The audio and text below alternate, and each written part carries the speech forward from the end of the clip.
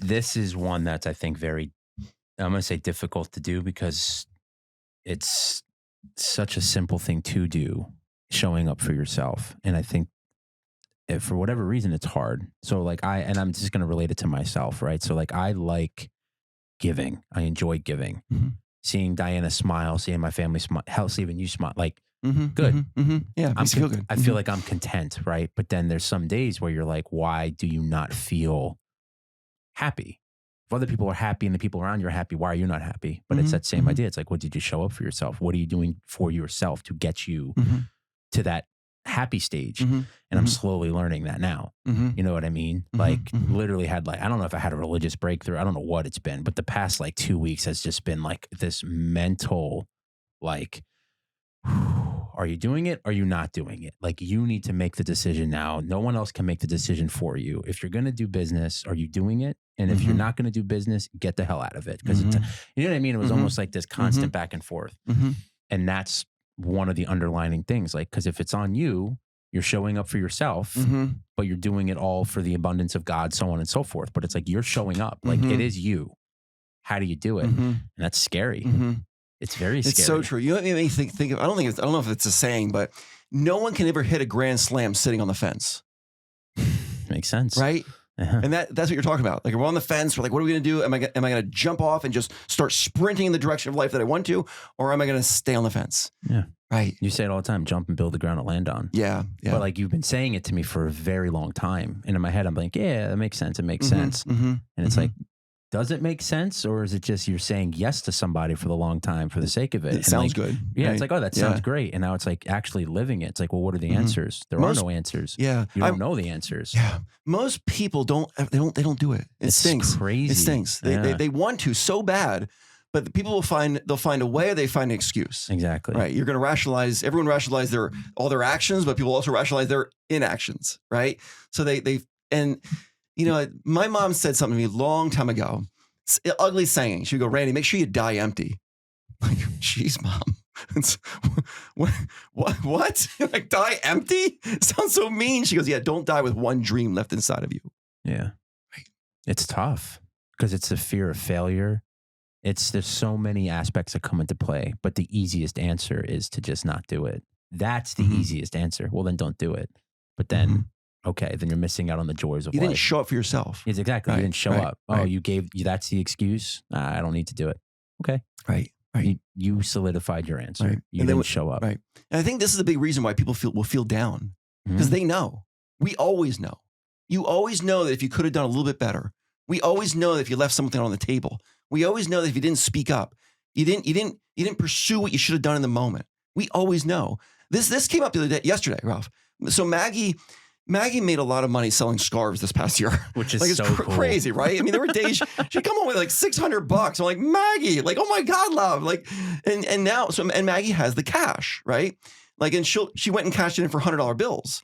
Wow. Right? Yeah. So you got an 8-year-old, right? And Maggie has this cash that she bought the yarn, she wove the scarves, she went down, she sold them, and Maggie generated this. Like people can't say, well, you gave that to her, Randy. No, I did not. You know, I did not. Maggie made these, right? And Maggie sold them and Maggie got the money. So then Maggie, what she did was she left $300 bills laying on the ground in the living room. Okay. You know, we went to Ohio last week, and as we're leaving to go in the car, $300 bills just laying in the living room. Well, mom picks them up and tucks them somewhere, right? Maggie comes home and she goes, I lost my $300. Like she can't find them now. And I go, where'd you put them? She goes, I don't know. I forget. Well, and then she goes, oh no, that's right. I spent it. No, she didn't. And she knows it.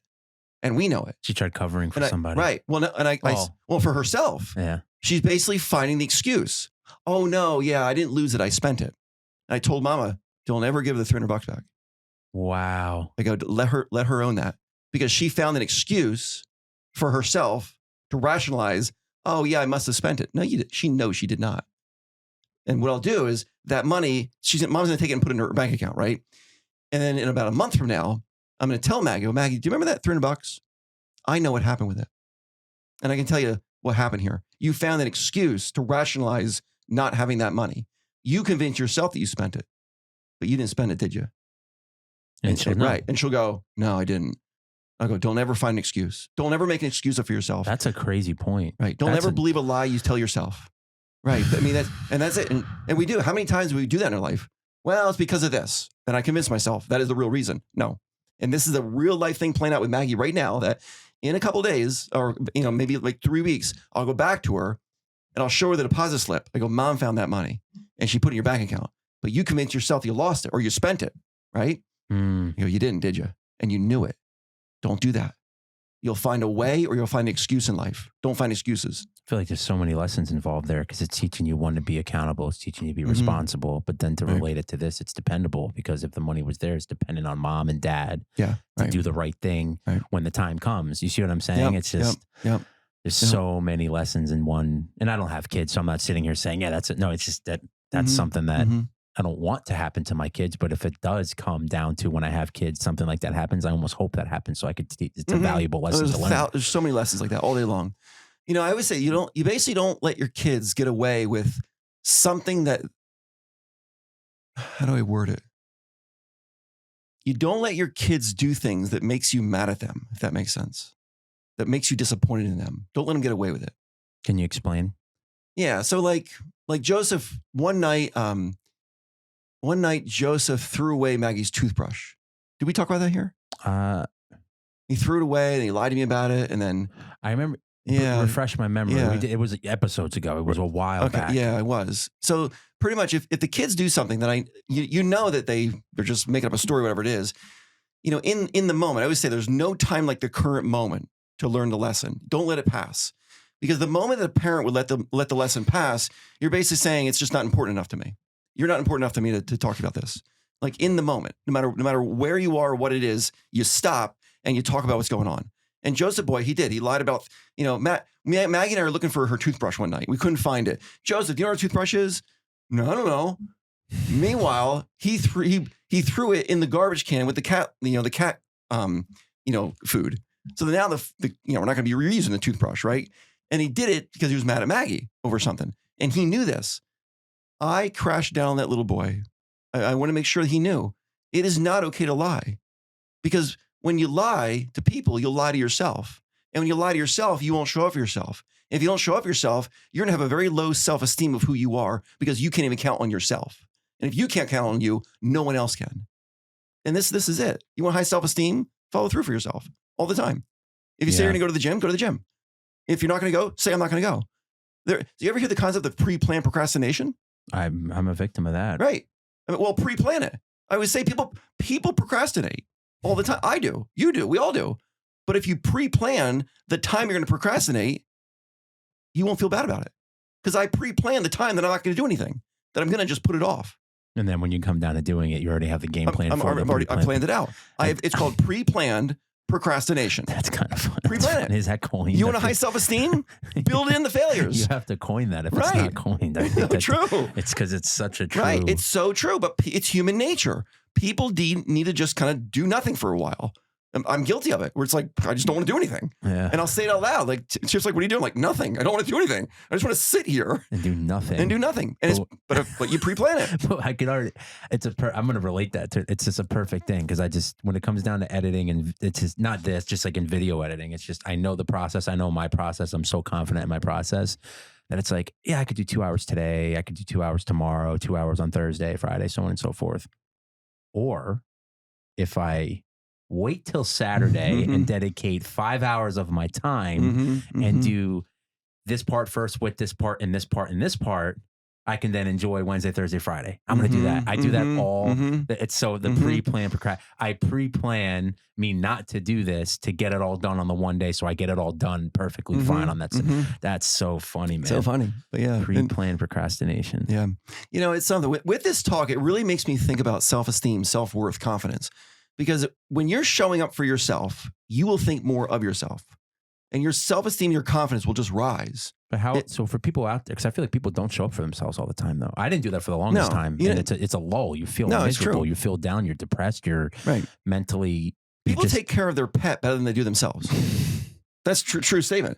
I mean, it is actually a true study that people are more precise and more accurate and in a timely manner to give their pet their medication over themselves. It's true. People will spend more money on gourmet pet food than they will, and then they'll go to the McDonald's and get food that they're just eating McDonald's every single day. But get their pet, their puppy, they're eating gourmet pet food made in, you know what I mean? And it's like, wow, you got one body, you're never going to get a new one. Take care of it as if you're never going to get a new one. You have one mind, you're never going to get a new one. Take care of it like that. Yeah. It's like the saying, like, love the people around you that you love the most, like you love the most. Life is so simple when you think of it like this, but we don't show up for ourselves. We don't pre-plan for success in our life. We don't think, okay, I'm going to go to bed tonight. Let me plan out tomorrow morning before I go to bed. I can tell you the success of Blue Ridge is built around that. Every single night we lay in bed and we design the next day before we go into it. Because pre-planning, it's like bringing tomorrow into today so you can do something about it now before it happens. Yeah. It's just that simple. So you bring it into the present, you think about it, you plan it out, and then you experience it tomorrow. And we've done that thing where now you have to do it twice. You do it once in your mind, and you do it another time in reality. And this is showing up for yourself. It's pre-planning what you're going to eat. It's pre-planning when you're going to exercise, when you're going to listen to books, when you're going to read a book, when you're going to spend time with your significant other. Because if you neglect that stuff, it'd be like neglecting your car. Your car, if you don't take care of your changing your oil and getting new tires, eventually it'll start clunking. And you go, nah, it's going to be all right. Eventually the tire will fall off. Nah, we're okay. Just keep pushing the pedal. And then pretty soon the car's spinning in a circle. This is what happens to people. They spin in a circle and they're going, yeah, I'm okay. Yeah. Are you really? You're spinning in a circle. You're not doing anything. Running on fumes. Right. You haven't taken care of yourself in so long. People say you got to pay the price for good health. You ever hear that sentence? You got to pay the price. No, you pay the price for bad health. You experience the benefits of good health. Yeah. That's the reality of life. And but we hear these sentences throughout society so much that they get ingrained, and that's all we think. I got to pay the price for good health. No, you don't. You are paying the price for bad health. Yeah. You experience the benefits of good health. It's just that simple. It's funny. I'm 47. It feels like magic when I can float through a ski cross course. You're in the air. You're in the air floating, and I'm thinking, you know what I mean? You're going 60 miles an hour, and you just flew so far you fly over a house, and you're in complete control, and it feels so good. And if I didn't take care of my body enough, I wouldn't be able to do that. Yeah, you would lose that experience and that time in life because your body is not strong enough to do it. At 47, you wouldn't. Fun, right? Yeah, fun stuff. That's nuts. But the feeling it's like magic. You're just like feels so good to pull out of a start. Have the racers alongside you, to go through a turn and feel the G-forces pulling you down into the turn. But if I didn't take care of my body, that ain't happening. It's just that simple. So people give up so much because they don't show up for themselves. We were designed for greatness. When people are born, you're just a pile of potential. That's all you are. You can't even hold your own head up. And then there are seeds of greatness within you. And it's our job to use all those seeds of greatness to build on the potential we have, to not use our gifts for ourselves, but you use your gift to add value to the world around you. Everyone that has ever changed the world used their gifts to add value to the people around them. They didn't use it to make themselves better. They use it for the people, right? Like Steve Jobs gave us the iPhone. Did not for him, right? He invented it and we experience it. Why? Because he had a gift to create the iPhone. What gifts are within you that you can give to other people? Answer that question and your life will take off like a rocket. Yeah. Right? So true. Makes sense. So show up for yourself every day in the small ways. And it's so easy. It's so simple. Brush your damn teeth, people. I love that, right? Brush your teeth. So good. Thanks, Rob, man. Randy, thank you so much. See you, dude.